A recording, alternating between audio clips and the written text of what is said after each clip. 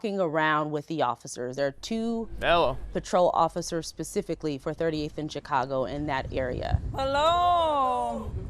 Good morning. How are you? When people think of patrolling, some people think they just hop in their car and they drive around. These officers are on foot, walking. Say hi and we can try to help all we can. All right? There was what someone in the community called a no-go zone. There was no law. Which is where police just couldn't police, pretty much.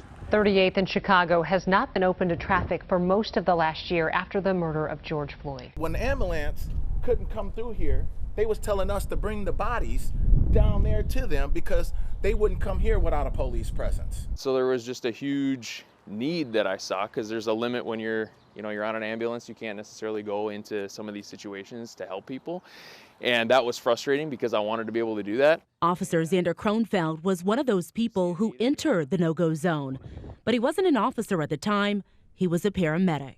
I can appreciate when things are going crazy and there's not cops to respond. And there were plenty of times where I was on the ambulance and I'd ask for cops, and they'd say, nope, there's no cops. Even when the ambulance was asked for it. Ready?